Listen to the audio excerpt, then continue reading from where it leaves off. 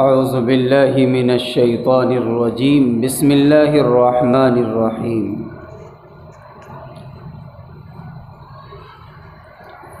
وقال الذین لا يعلمون لولا يكلمنا اللہ او تأتینا آیہ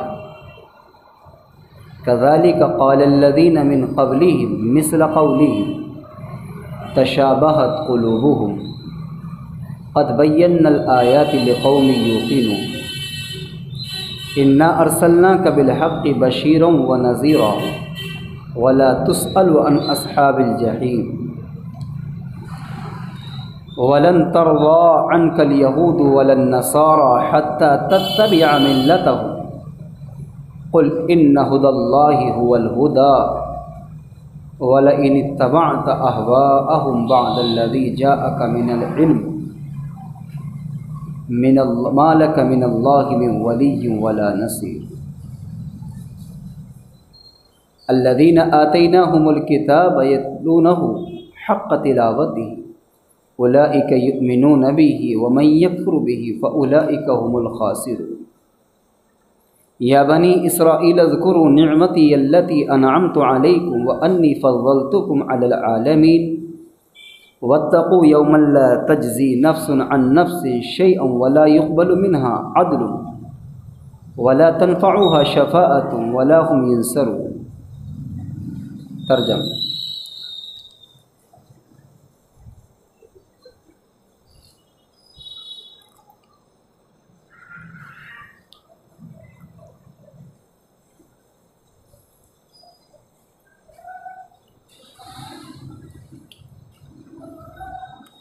وقال الذین لا يعلمون لولا يكلمنا اللہ، اور کہا ان لوگوں نے کیوں نہیں بات کرتا اللہ تبارک و تعالی ہم سے، او تأتینا آیہ، یا بھیجے یا لے آئے ہمارے پاس میں کوئی آیت، کذالک قال الذین من قبلہم، اسی طرح کہا تو ان لوگوں نے جو ان سے پہلے تھے، مثل قولہم، ان کے کہنے کی طرح سے، تشابہت قلوبہم، ان کے دل مشابہ ہیں، قد بینا الآیات لقوم یوقنون، تحقیق کہ ہم نے بیان کر دیا ہے نشانیوں کو یقین کرنے والی قوم کے لیے، انا ارسلناک بالحق بشیرا ونذیرا، بلا شبہ ہم نے بھیجا ہے آپ کو سچائی کے ساتھ خوشخبری دینے والا اور ڈرانے والا بنا کر، ولا تسأل عن اصحاب الجحیم، اور آپ سے سوال نہیں کیا جائے گا جہنمیوں کے بارے میں، وَلَن تَرْضَىٰ عَنْكَ الْيَهُودُ وَلَا النَّصَارَىٰ حَتَّىٰ تَتَّبِعَ مِلَّتَهُمْ، اور نہیں اور ہرگز راضی نہیں ہوں گے آپ سے یہود اور نصارہ، حَتَّىٰ تَتَّبِعَ مِلَّتَهُمْ، یہاں تک کہ آپ اتباع کرنے لگے ان کے دین کی، قل، اے نبی کریم صلی اللہ علیہ وسلم فرما دیجئے، اِنَّ هُدَى اللَّهِ هُوَ الْهُدَىٰ، بلا شبہ اللہ کی ہدایت ہی ہدایت ہے، وَلَئِنِ اتَّبَعْتَ أَهْوَاءَهُمْ، اور جو شخص کے اتباع کرے اپنی خواہشات کی، بعد الذی جاءک من العلم، اس علم کے آ جانے کے بعد، ما لک من اللہ، نہیں ہے آپ کے لیے اللہ کے علاوہ، من ولی ولا نصیر، نہ کوئی مددگار اور نہ کوئی حمایت۔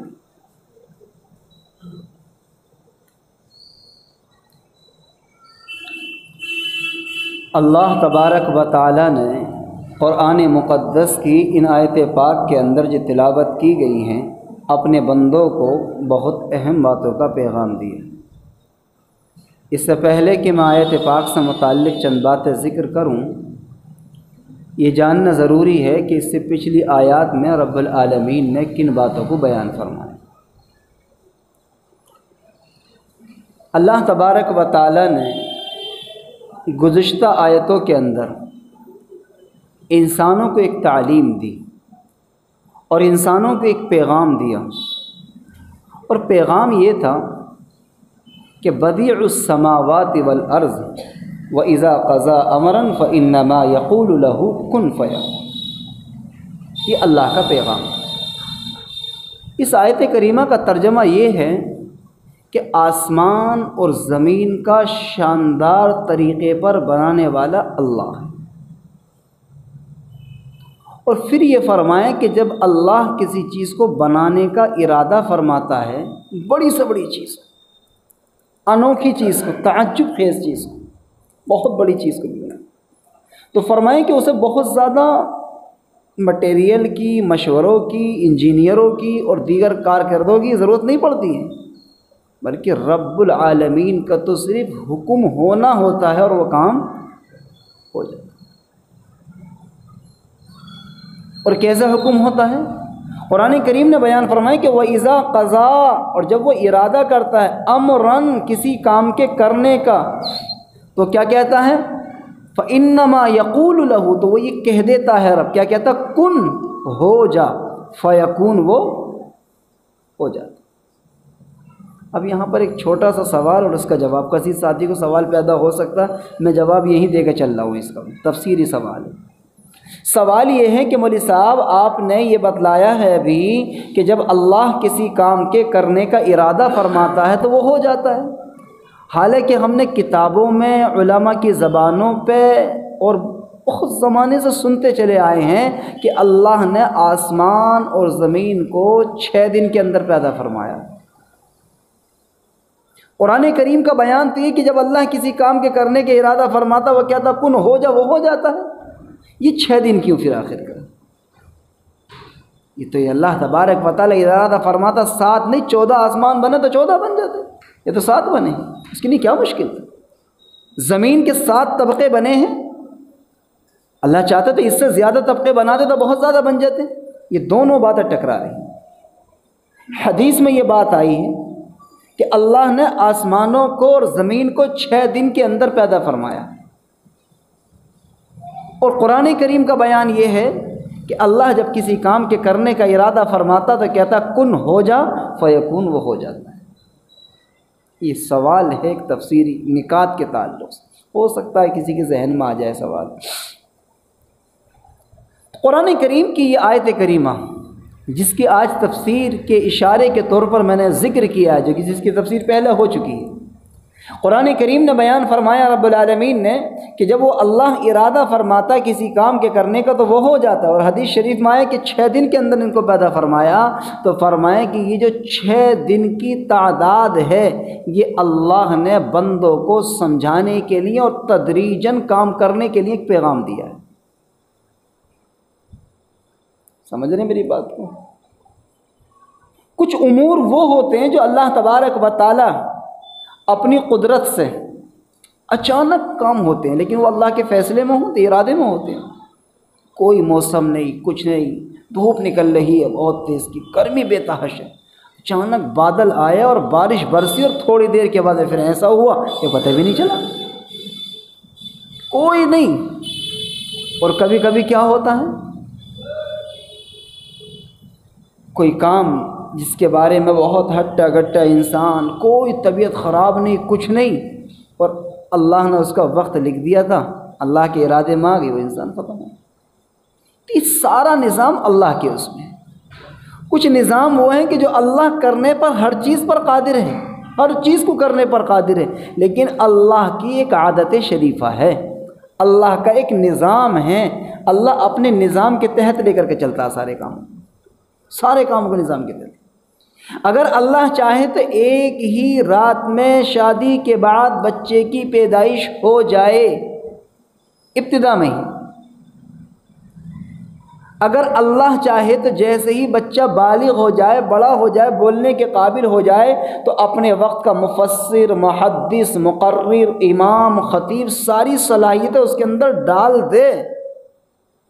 لیکن ہوتا کیا ہے، آہستہ آہستہ پہلے حافظ بنے، پھر مولوی صاحب بنے، پھر مفتی صاحب بنے، پھر مفسر تفسیر شروع کی، پھر اور آگے، پھر تصنیف شروع کر دی، لکھنا شروع کر دیا۔ ایک وقت وہ آیا کہ ہزاروں نہیں بلکہ لاکھوں لوگوں کی ہدایت کا ذریعہ بن گئے وہ۔ کیا بات اللہ کے علم میں پہلے سے نہیں تھا؟ سب کچھ تھا پہلے سے بھی، لیکن اللہ کی ایک عادت شریفہ کسی بھی کام کو تدریجاً کرتا۔ دنیا کا ایک نظام ہے، بچہ ہوا، اندر پلے گا، 4 مہینے کے بعد اس کا نظام لکھا جائے گا، 9 مہینے تک، 6 مہینے تک اپنے ماں کے پیٹ میں رہے گا، پھر باہر آئے گا، دودھ پیے گا، بڑا ہوگا، پھر ہوش سنبھالے گا۔ یہ پہلے سے ہی علم میں ہوتا ہے کہ اللہ کے کہ اس سے مجھے اتنا کام دین کا لینا ہے۔ یہ اپنے وقت کا مفسر بھی بنے گا، لوگوں کو تفسیر سمجھائے گا، اپنے وقت کا مقرر بھی بنے گا، اپنے وقت کا مفتی بھی بنے گا، اپنے وقت کا عالم بھی بنے گا، یہ محراب میں کھڑے ہو کے قرآن کریم بھی سنائے گا، لیکن تدریجاً، ایک اللہ کی عادت ہے۔ اور تدریجاً جو کام ہوتا ہے اس میں اللہ کی طرف سے خیر بھی ہوتی ہے، برکت بھی ہوتی ہے، اور استحکام بھی ہوتا ہے، مستحکم کام ہوتا ہے، مضبوط کام ہوتا ہے۔ اب میں نے کبھی ایک مرتبہ درس قرآن کیا تھا، رمضان کے مہینے میں اس کی مثال دی تھی، شاید آپ کے ذہن میں۔ ایک آدمی کو بہت جلدی ہے مکان بنانے کی، آنن فانن ضرورت ہے، اس کو باہر سے آیا، وہ باہر رہتا تھا، وہاں کوئی وبا آ گئی، کوئی پریشانی آ گئی، خوشحالی میں اس نے کہا کہ میں یہاں شہر میں منتقل ہو جاؤں۔ پیسہ اس کے پاس میں بجٹ اتنا ہے کہ وہ چاہے تو وہ بہت جلدی کرا لے کام، 10-5 مزدور رکھ دے، 10-5 مستری رکھ دے، ٹائلس والے کو بھی بلا لے، پلاسٹر والے کو بھی بلا رہے، رنگ پٹی والے کو بھی بلا دے، ماربل والے کو بھی بلا، سارے ایک ہی دن میں اکٹھے کر لیں، اور یہ کہہ دے کہ جیسے ہی یہ اینٹیں لگا کے نکلے فوراً تم پلاسٹر لگانا، اور پلاسٹر لگانے کے بعد فوراً ٹائلس چپکا دینا، ٹائلس چپکانے کے بعد فوراً ماربل، اور تم جو ہے تو یہ کام کرنا۔ وہ عمارت زیادہ مضبوط ہوگی، وہ زیادہ مضبوط ہوگی جو چنائی ہونے کے بعد، تعمیر ہونے کے بعد پھر ذرا وہ ٹھہر جائے، پھر اس کا پلاسٹر ہو، اور اس کے بعد میں پھر اور دیگر کام آہستہ آہستہ ہوتے رہے، وہ زیادہ ہو۔ تو تدریجاً جو کام ہوتے ہیں وہ بڑے مضبوط ہوتے ہیں۔ یہ بات اس لیے میں نے ذکر کر دی آپ کے سامنے۔ آگے اللہ تعالیٰ نے بیان فرمایا کہ وقال الذین لا يعلمون لولا يكلمنا اللہ۔ جب یہ ساری باتیں اللہ کی ذات، اس کی صفات، اس کی قدرت، اس کی کائنات کے اندر کسی کو کوئی کھوج نہ مل سکا، کوئی کجروی نہ مل سکی، کوئی ٹیڑھ نہ مل سکی، کوئی کمی نہ مل سکی، تو پھر کفار و مشرکین نے ایک بات کہی، اور یہ کہا کہ اے محمد صلی اللہ علیہ وسلم ایک بات تو بتاؤ۔ کہا کہ کیا؟ کہ بات یہ بتلاؤ کہ جب اللہ ہمارا بھی رب ہے، تمہارا بھی رب ہے، آپ بھی اللہ کے بندے، ہم بھی اللہ کے بندے، اور اللہ ہر بندے سے اتنا پیار فرماتا ہے، تو پھر یہ بتاؤ کہ اللہ ہم سے ڈائریکٹ کیوں نہیں کہہ دیتا آ کر کے؟ یہ کون سی بات ہے کہ پہلے فرشتے کو آپ کے پاس بھیجے گا، پہلے آپ کے پاس رکے گی بات، پھر آپ اپنے ڈھنگ سے اس کو سمجھائیں گے؟ اللہ سے یہ کہو کہ ہم اللہ کو ایسا نہیں مانیں گے، بلکہ وہ ہم سے ڈائریکٹ بات کریں، یہ فرشتہ ہمارے پاس بھیج دیں، ایسی سوال ڈائریکٹ ہمارے پاس بھیج دیں اپنا کلام، یا پھر فرشتہ ہمارے پاس بھیج دیں۔ اور عالم جانتے ہیں کیا ہوتا ہے؟ حضرت موسیٰ علیہ السلام کا قصہ سنایا تھا نا، میں نے اشارتاً سناتا رہتا ہوں کبھی کبھی۔ حضرت موسیٰ علیہ السلام نے، اور کیا مقام تھا موسیٰ علیہ السلام کا، کیا لقب ہے؟ موسیٰ کلیم اللہ، اللہ سے بات کرنے والے، روزانہ اللہ سے گفتگو ہوتی تھی، اللہ سے بات کرنے والے۔ دل میں ایک تمنا آ گئی کہ اللہ دیکھنا چاہتا ہوں۔ اللہ نے ہر چیز کی حد رکھی، ہر چیز کی حد رکھی، حد سے زیادہ بڑھو گے نقصان اٹھاؤ گے۔ انسان کی بھی ایک حد ہے، انسان کی نگاہوں کی، ہاتھ کی، پیر کی ایک حد ہوتی ہے۔ میرے ہاتھ کی حد یہ ہے کہ میں یہاں سے لے کے یہاں تک کا پکڑ سکتا ہوں، یہ نہیں کہ مسجد کے باہر کا پکڑ لوں۔ میرے پیر کی حد یہ کہ میں یہاں سے 2 صف آگے پیر ڈال سکتا ہوں، بہت لمبا۔ اور فرمایا کہ میری نگاہ کی حد کیا ہے کہ میں یہاں بیٹھے بیٹھے مسجد سے باہر تک کا بھی دیکھ سکتا ہوں۔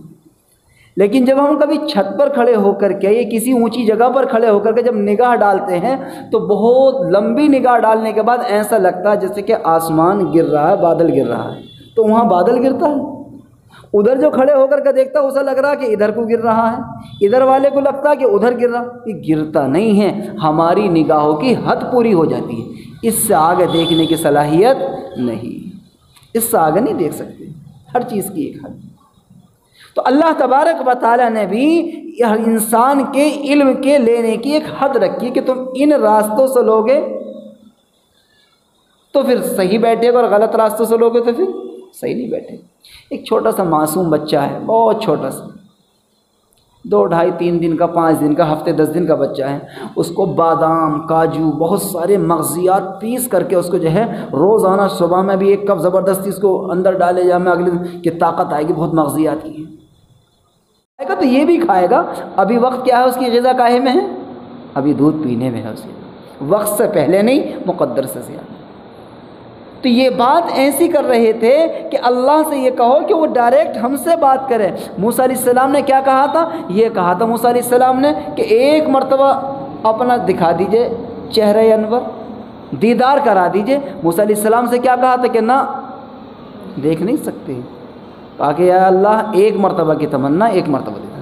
کہا کہ ٹھیک ہے ہم اپنی تجلی سامنے والے پہاڑ پر ڈالتے ہیں، اگر اس پہاڑ پہ جو تجلی پڑے گی اس کا جو عکس پلٹ کر آئے گا اس کو اگر برداشت کر لیے تو ہو سکتا ہے کہ آپ برداشت کر لیں ہمارے دیدار کو.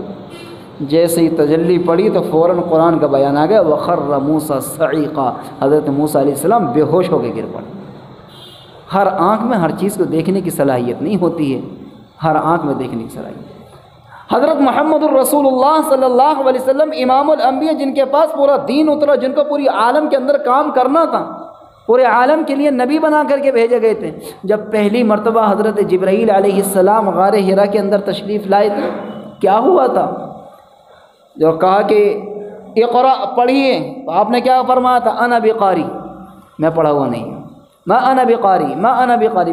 3 مرتبہ سوال ہوا، 3 مرتبہ دبایا چھوڑ دیا. پھر کیا کہا تھا؟ اقرأ باسم ربک الذی خلق، خلق الانسان من علق، اقرأ وربک الاکرم الذی علم بالقلم، علم الانسان ما لم يعلم. یہ 5 آیتیں اتری، اتر گئیں، سنا دیا، دل پہ اتر گیا، چلے گئے دینے والے. حال کیا ہو گیا تھا؟ فوراً غار سے نکلے، خدیجۃ الکبریٰ رضی اللہ عنہا کے پاس پہنچے اور زبان پر ایک ہی جملہ جاری تھا. کیا جملہ تھا؟ زملونی زملونی زملونی، مجھے چادر اڑاؤ، مجھے کپڑا اڑاؤ، مجھے چادر اڑاؤ. جسم پر کپ کپی، گھبراہٹ، چہرہ کا رنگ متغیر. خدیجۃ الکبریٰ رضی اللہ عنہا نے آپ کو لٹایا، چادر اڑائی، آپ آرام سے لیٹے، دل تسلی ہو. جب تسلی بھر تھوڑا تھوڑا دل سکون سا ہوا، تسلی آئی، تو آپ کیا کہہ رہے ہیں؟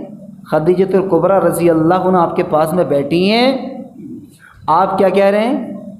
لقد خشیت نفسی، خدیجہ لقد خشیت نفسی، مجھے اپنی جان کا خطرہ ہے، لگتا نہیں کہ محمد صلی اللہ علیہ وسلم اب بچ سکیں گے. ایسا بھاری کلام، ایسا بھاری بوجھ ڈالا گیا ہے کہ اس سے پہلے اس کا تصور بھی نہیں تھا. ایک ایسی شکل دیکھی ہے، لقد خشیت نفسی. لیکن میرے بزرگوں، میں رک کر کے یہاں تفسیر کے درمیان میں ایک بات کہہ دوں میں آپ سے. فرمائیں کہ جب برے وقت میں، یوں کہیے گا کہ پریشانی کے عالم میں، گھر کی عورت ایک ایسی اگر سمجھدار عورت ہے، میں ماں و بہنوں سے کہتا ہوں یہ موقع سمجھنے کا ہے کہ جب پریشانی کے عالم میں تمہارے شوہر، تمہارے گھر کے آدمی اگر پریشان، اس وقت تمہارا فرض بنتا ہے کہ تم انہیں تسلی دو، ان کو دلاسا دو. ہمارے ہاں کا عالم یہ ہے کہ خوشحالی میں بہت مانسم، اور جہاں تھوڑی سی پریشانی آئی زبان درازیں شروع کر دیتی ہیں، اور نہ معلوم کہاں کہاں کی ناشکری، یہاں پر وہاں بات ہے، یہاں بات ہے. یہ ہوتا. حضرت خدیجۃ الکبریٰ نے کیا کہا؟ کاللہ واللہ، اللہ کی قسم، ہرگز نہیں، ہرگز نہیں. انک لتصل الرحم وتکسب المعدوم، اللہ آپ کو ہلاک نہیں کرے گا، آپ لوگوں کے ساتھ صلہ رحمی کرتے ہیں. وتکسب المعدوم، اور آپ محروموں کا سہارا بنتے، کما کر کے دیتے ہیں آپ لوگ، ضعیفوں کے سہارا، بے کسوں کے سہارا. اللہ آپ کو ہلاک نہیں کرے گا. یہ بات ہے شب پورے عالم کے اندر. تو میں یہ بات ذکر کرنا چاہتا تھا کہ جو لوگ یہ کہتے ہیں، یا اس زمانے میں ان لوگوں نے کہا کہ اللہ ہم سے بات کرے، اللہ تو بات کرنے پر قادر ہے، لیکن ہمارے اندر وہ صلاحیت اور وہ طاقت نہیں ہے. ہمارے اندر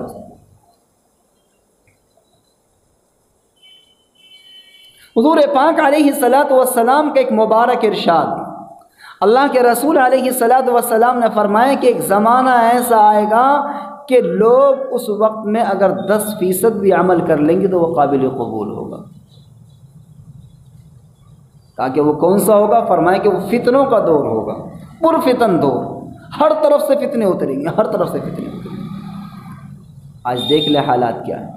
اس لیے ضروری ہے کہ ہر انسان کو اللہ کی ذات کے ساتھ جڑنا ہے، اللہ کی ذات کے ساتھ کیا ہے؟ اپنے تعلق کو پیدا کرنا. کیسا افراتفری کا ماحول ہے، خبریں مجھ سے زیادہ آپ کے پاس میں. کہیں طوفان آ گیا، کہیں زلزلہ آ گیا، کہیں سیلاب آ گیا، مکان بہہ گئے، بچے بہہ گئے، مرد بہہ گئے، عورتیں بہہ گئی. بیٹے کو باپ کی خبر نہیں، باپ کو بیٹے کی خبر نہیں، بیوی کو شوہر کی خبر نہیں. دنیا میں قیامت کے منظر کا نظارہ دیکھنے کو مل رہا ہے. ہم سکون سے بیٹھے سوئے ہوئے ہیں، اپنے آرام سے بس کیا کرتے ہیں بہت بڑا، اگر ہم نے حق ادا کر دیا کہ وہ جو میسیج آیا تھا اس کو ہم نے 10 جگہ فارورڈ کر دیا اور 2-4 جگہ ہم نے تذکرے کر لیے، صاحب بڑی پریشانی کا سامنا میں نے دیکھی، یا آپ یہ دیکھیے گا کیسے سیلا، کیسے مکان بہ رہے ہیں، کیسے گاڑیاں بہ رہی ہیں، یہ تو ہمارے عالم۔ اللہ کے رسول نے کیا فرمایا کہ المسلم کا جسد واحد، کہ تمام امت مسلمہ ایک جسم واحد کی طرح ہیں۔ اگر مسلمان دنیا کے کسی حصے میں بھی ہے اور اس کو پریشانی ہے تو ہر مسلمان کو اس کی تکلیف کا احساس اپنے دل میں رکھنا ہوگا، اس کی تکلیف کا احساس دل میں ہوگا۔ کہیں ایسا نہ ہو کہ اللہ مجھ سے سوال کر لے کہ میرا بندہ، تیرا بھائی، تیرا ایمانی بھائی پریشانی میں تو نے کیا حق ادا کیا اس کی پریشانی کے لیے؟ کم از کم میں یہ تو کہہ سکتا ہوں اللہ میں کچھ نہیں کر سکتا تھا، تیری رحمت سے امید لگا کر کے اللہ تیری بارگاہ میں ان کی حفاظت کی دعا کر دی تھی میں نے، اللہ میرے ایمانی بھائیوں کو سلامتی نصیب فرما دی۔ نہیں کرتے دعا، 2-4 جگہ موبائل پہ میسیج فارورڈ کرنے کے بعد، 2-4 جگہ تذکرے کرنے کے بعد ہم یہ سمجھتے ہیں کہ حق ادا کر دیا۔ وہ وقت یاد کرو کہ جو وقت وہاں آیا وہ ہمارے یہاں آ جائے تو ہمارا کیا عالم ہوگا۔ اور فرمایا یہ ہے کہ جب کوئی مومن بندہ کسی مومن کی پریشانی میں، جب کوئی مومن بندہ کسی مومن کی پریشانی میں دعا کرتا ہے اس کی عافیت و سلامتی کی، تو اللہ تعالیٰ اس کی دعا کے نتیجے میں آنے والی پریشانی اس کے اوپر سے ہٹا لیتا ہے۔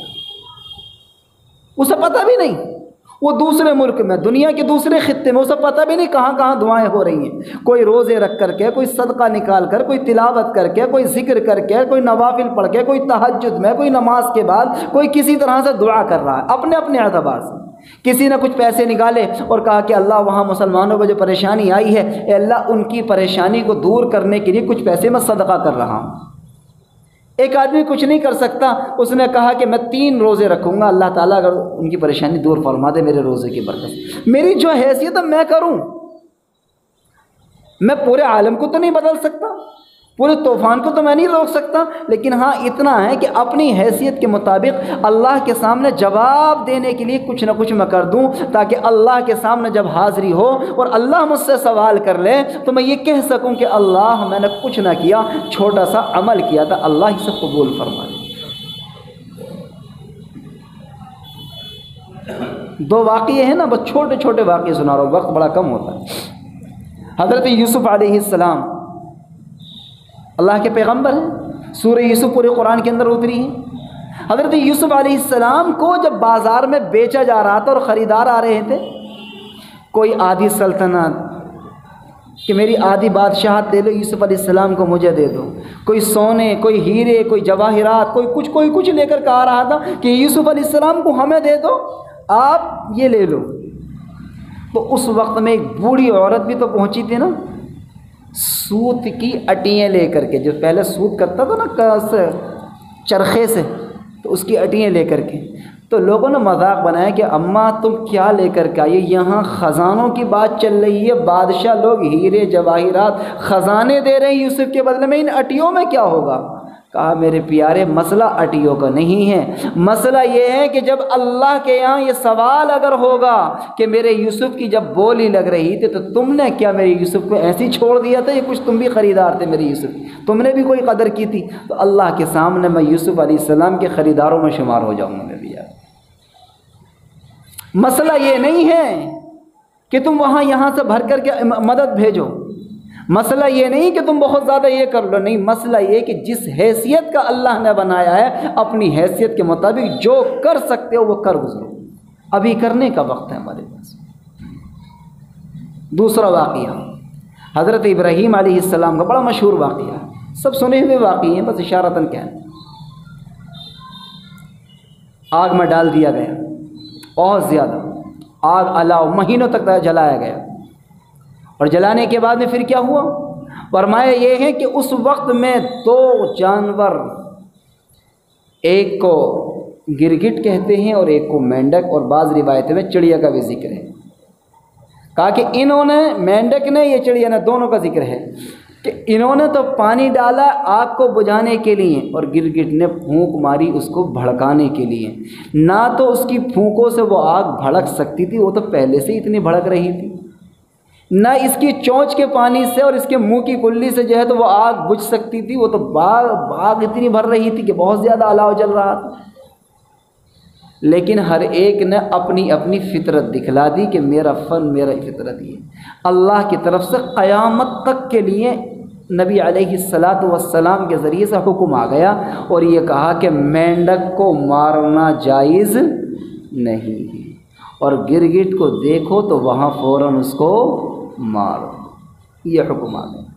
آپ دیکھتے ہوں گے چھوٹے چھوٹے بچے گرگٹ کی تلاش میں رہتے ہیں گرمی کے زمانے میں، جہاں ملے اس کو فوراً مار دیتے ہیں، حالانکہ وہ اتنا شور نہیں مچاتا جتنا مینڈک مچاتے ہیں۔ اب برسات آ رہی، اتنا شور ہر گلی میں ہر محلے میں جہاں تھوڑا سا پانی اکٹھا ہوگا بہت شور مچائیں گے، لیکن کوئی مارتا نہیں۔ وجہ کیا ہے؟ وجہ یہی ہے کہ انسان کو اللہ تبارک و تعالیٰ نے یہ تعلیم دی کہ ہوتا وہ ہے جو اللہ چاہتا ہے، انسان کو اپنی کوشش کا دخل ہوتا ہے کہ تم نے کیا حسن سلوک کیا یا برا سلوک کیا، اپنی اپنی فطرت کا اندازہ ہوتا ہے۔ قرآن کریم نے انسانوں کو یہی تعلیم دی، وقال الذین لا یعلمون مثل قولہم، ان لوگوں نے یہ کہا جیسے کہ اس سے پہلے لوگ کہتے آئے تھے، اور کیا کہا؟ تشابہت قلوبہم، ان کے دل کیا ہو گئے؟ مشابہ ہو گئے۔ یہ تو کافروں کا شیوہ رہا، جب کسی کو کوئی بات ماننی نہیں ہوتی ہے نا تو وہ زبردستی کی شکیں نکالتا ہے، ایسے کیوں چوں چرا کرتا ہے، اور جو عمل کرنے والے ہوتے ہیں نا تو وہ چوں چرا نہیں کرتے۔ میں یہاں کی نہیں کہہ رہا، میں ایک عام بات کہہ رہا ہوں، کوئی اپنے اوپر نہ لے کے جائے۔ بعض مرتبہ مساجد میں یہ دیکھنا ہوتا نا، کچھ نمازی بیچارے وقت کے پابند، پانچوں ٹائم کے نمازی، وہ خاموشی سے سر جھکا کے آتے ہیں، نماز پڑھتے ہیں اور اپنے گھر چلے جاتے ہیں خاموشی سے۔ اور بعض لوگوں کا یہ ہوتا ہے کبھی جمعے میں آ گئے اور کبھی 4 دن میں 3 دن میں کبھی آ گئے تو ایسا ہنگامہ، ایسی یہ کیوں ہوا، وہ کیوں نہیں ہوا، یہ کیوں ہوا، ادھر کیوں ہوا، ادھر کیوں، زبردستی کی بات ہے۔ اللہ نے آپ کو قبول کیا، اپنے گھر کا مہمان بنایا ہے، اس کا شکر ادا کرو کہ اللہ نے اپنے گھر پر بلا لیا۔ ہر ایک کو تو بلاتا بھی نہیں اللہ تعالیٰ، بلاوا تو سب کے لیے جاتا اللہ کے گھر سے، توفیق کسی کسی کو ملتی ہے۔ اللہ سے مانگا کرو، اللہ ہمیں توفیق دے دے، اپنے گھر کا مہمان بنا لے۔ اگر ایک مرتبہ آ جاؤ تو شکر ادا کرو، اور ایک مرتبہ رہ جاؤ تو اپنے اوپر ملامت کیا کرو، اللہ ہم سے کون سی غلطی ایسی ہو گئی کہ ہم تو پاک صاف بھی تھے، کپڑے بھی ٹھیک تھے، جسم بھی ٹھیک تھا، سب کچھ ٹھیک تھا، نماز کی چھوٹ گئی ہماری، کوئی نہ کوئی بد نظری ہو گئی ہوگی، ہو سکتا ہے کہیں غیبت سن لی ہوگی، ہو سکتا ہے کہیں جھوٹ نکل گیا ہوگا، کہیں نہ کہیں کسی نہ کسی گناہ کی نحوست ہے جس کے نتیجے میں اللہ نے ہم سے نماز کی توفیق چھین لی۔ کیونکہ اعمال کے اثرات ہوتے ہیں، ہم بھول جاتے ہیں، ہم سوچتے ہیں ہم اس کام میں لگ گئے تھے، بازار چلے گئے تھے، ادھر کو ہو گئے تھے، یہ ہوتا بعد میں، اسباب بعد میں بنتے، پہلے فیصلے کہاں سے ہوتے ہیں؟ اللہ کے یہاں سے۔ یہ تو بہت بڑی چیز ہے نماز کا پڑھنا نہ چھوڑنا۔ ایک پتا بھی اگر درخت سے گرتا ہے تو وہ بھی اللہ کے حکم کے بغیر اور اللہ کے علم کے بغیر نہیں ہوتا، ایک پتا بھی۔ دنیا میں کتنے پیڑ پودے ہیں؟ قرآن کریم نے بیان فرمایا نا اس کو، وما تسقط من ورقۃ الا يعلمها، کہ کوئی پتا نہیں گرتا درخت سے مگر وہ اللہ کے علم کے اندر ہوتا ہے، اللہ کے علم کے اندر۔ قرآن کریم نے اس کو بیان فرمانے کے بعد اگلی آیت کے اندر بیان فرمایا کہ انا ارسلناک بالحق بشیرا ونذیرا ولا تسأل عن اصحاب الجحیم، اے محمد صلی اللہ علیہ وسلم، ہم نے آپ کو حق کے ساتھ خوشخبری دینے والا اور ڈرانے والا بنا کر کے بھیجا ہے، ولا تسأل عن اصحاب الجحیم، اور آپ سے جو ہے تو جہنمیوں کے بارے میں سوال نہیں ہو۔ یہ ایک اہم موضوع ہے، آپ صلی اللہ علیہ وسلم کی سیرت سے متعلق ہے یہ موضوع، اور کیونکہ آپ کو وہ دونوں چیزیں خوشخبری بھی دیتے تھے آپ، ڈراتے بھی تھے آپ، اور پھر آپ کی طبیعت پر کتنا ملال رہتا تھا اگر کوئی ایمان میں داخل نہیں ہوتا تھا۔ ایک لمبا موضوع ہے، اللہ تعالی ہم سب کو عمل کی توفیق نصیب فرمائے۔ اس سے متعلق آئندہ ہفتے بات آؤں۔ کوئی سوال ہو تو معلوم کر سکتے ہیں۔ پہلے یہ سوال ہے کہ بلی کے رونے کی وجہ، سوال نمبر 1 ہے بلی کے رونے کی وجہ۔ اب بلی کے رونے کی مختلف وجوہات ہو سکتی ہیں، سوال ہی ادھورا ہے، پورا سوال نہیں ہے یہ۔ دوسرا سوال ہے باہر چوکھٹ پر وضو کر سکتے ہیں یا نہیں؟ اگر کوئی ایسی جگہ گھر کے اندر نہیں ہے کہ جہاں پر وضو کی سہولت ہو تو اگر دروازے پر تو دائیں بائیں ہو کر کے وضو کر سکتے ہیں، کوئی پریشانی نہیں ہے۔ اور اگر کہیں گنجائش ہے گھر میں، کوئی وضو خانہ ہے، نالی ہے، کوئی چیز ایسی ہے تو وہاں دائیں بائیں کر لیں۔ اور اگر کوئی جگہ نہیں ہے، سب جگہ کیچڑ ہو رہی ہے اور بہت یا کمرہ ہے، اس کے علاوہ کوئی صحنی نہیں ہے اس کے پاس میں، تو اجازت ہے، لیکن بہتر یہ ہے کہ کہیں دائیں بائیں کرے تو اچھا ہے۔ نظر اتروانا کیسا ہے؟ اللہ کے رسول علیہ، تیسرا سوال ہے نظر اتروانا کیسا ہے؟ اللہ کے رسول علیہ الصلوۃ والسلام نے فرمایا کہ العین حق، نظر برحق ہے، نظر اتروائی جا سکتی ہے، اس لیے کہ اللہ کے رسول علیہ الصلوۃ والسلام نے خود اس کی تعلیم فرمائی ہے کہ اگر کسی کو نظر ہو جائے تو اس کی مختلف شکلیں بتائی ہیں۔ مختلف شکلیں بتائی ہیں۔ میں ایک بات تعلیم جو فرمائی ہے وہ بتانا چاہتا ہوں۔ اللہ کے رسول علیہ الصلوۃ والسلام نے فرمایا کہ اگر کسی کو نظر ہو جائے تو سورہ قلم کی آخری آیتیں وَإِن يَكَادُ الَّذِينَ كَفَرُوا لَيُزْلِقُونَكَ بِأَبْصَارِهِمْ لَمَّا سَمِعُوا الذِّكْرَ وَيَقُولُونَ إِنَّهُ لَمَجْنُونٌ وَمَا هُوَ إِلَّا ذِكْرٌ لِّلْعَالَمِينَ، 3 مرتبہ پڑھ کر کیا گیا ہے اس کے لیے دم کر کے دے دی جائے، انشاءاللہ نظر اتر جائے گی۔ اور اگر کسی جانور وغیرہ کو لگ جائے تو پھر اسی کی تعداد بڑھا کر کے کیا 7 مرتبہ کر دی جائے، اس کی بھی اتر جائے گی۔ چوتھا سوال یہ کہ اوپر سے پانی پینا کیسا ہے؟ اب اوپر سے کیا مراد لیا ہے میری سمجھ میں نہیں آیا ہے۔ غالباً یہ مراد ہوگا جیسے کہ آج کل ماحول ہے بوتل لے کر کے اور اس کو اوپر سے منہ میں ڈال لینا، تو اس میں 2 شکلیں، اگر اپنا برتن ہے تو لگا کر کے پینا چاہیے اور اس سے فائدے بھی ہیں اور مناسب بھی یہی، اور اگر دوسرے کا برتن ہے اور پریشانی سفر وغیرہ میں ہے اور ایسا لگ رہا ہے کہ میں اگر اس سے منہ لگا لوں گا تو اس کو اور کراہت ہو جائے گی، تو ایسی مجبوری کے عالم میں پینے کی اجازت ہے۔ کوئی اور سوال ہو تو بتائیے۔